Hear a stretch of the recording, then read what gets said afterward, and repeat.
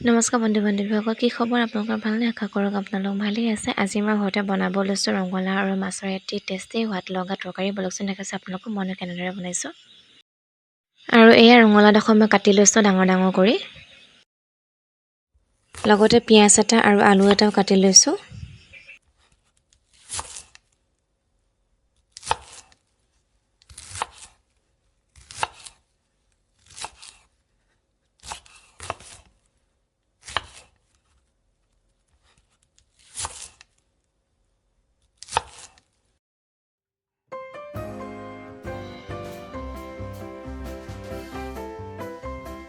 এইখিনি কাটি মেলি হৈ গ'ল। লগতে নহৰু আদাও গুচাই ল'লোঁ।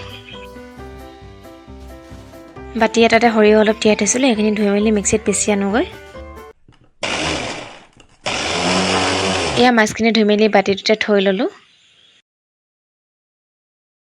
এতিয়া কেৰাহীখনতে তেল ঢালি লৈছোঁ মই।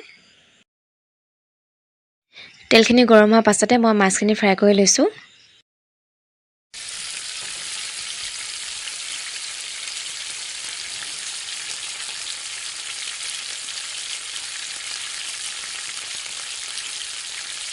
মাছখিনি মই এতিয়া এলুটি শিলুটি কৰি লৈছোঁ।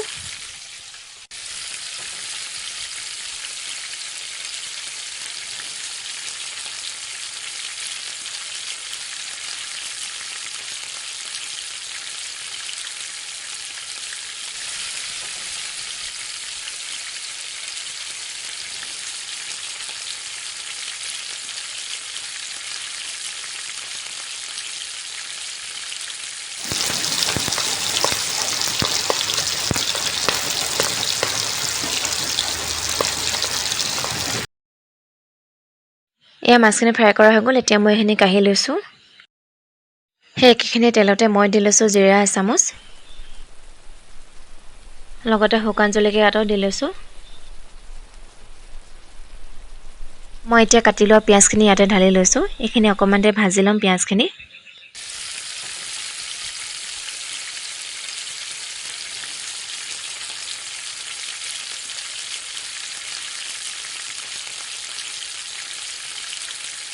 পিঁয়াজখিনি অকণমান দেৰি ভজাৰ পাছতে নহৰু আদা খুন্দি লোৱাখিনি ইয়াতে ঢালি লৈছোঁ।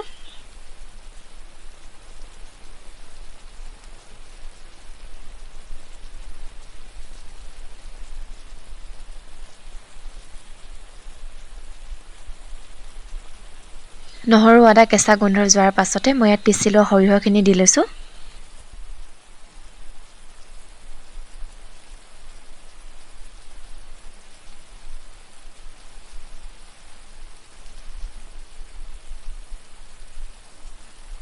এইখিনি অকণমান দেৰি ভজাৰ পাছতে নিমখ এচামুচ, হালধি এচামুচ, লগতে কাশ্মীৰী লাল মিৰ্চ পাউডাৰ এচামুচ দি লৈছোঁ।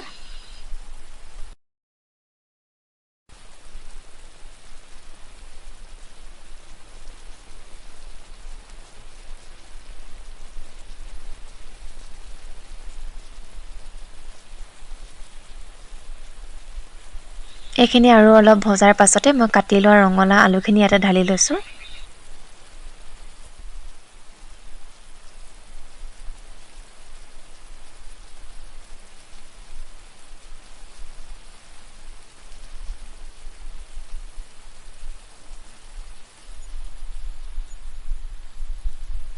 এইখিনি আৰু অলপ ভজাৰ পাছতে ধনিয়া পাউডাৰ আৰু গৰম মছলা অকণমান দি লৈছোঁ।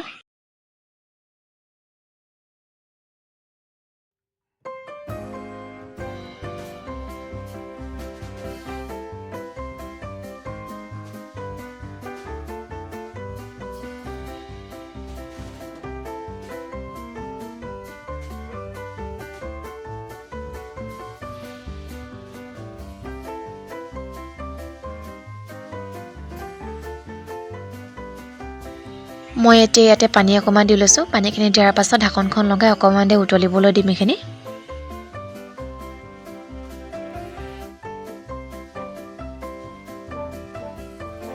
এইখিনি অকণমান উতলাৰ পাছতে ফ্ৰাই কৰি লোৱা মাছখিনি ঢালি লৈছোঁ।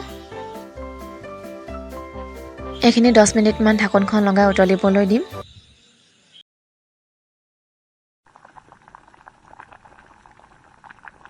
এয়া 10 মিনিটমানৰ পাছত ঢাকনখন খুলি চাইছোঁ। এয়া মাছখন হৈ গৈছে। এই মাছৰ তৰকাৰীখন যদি ভাল পালে লাইক, কমেণ্ট, শ্বেয়াৰ, ছাবস্ক্ৰাইব কৰি দিব। আজিলৈ বাই বাই।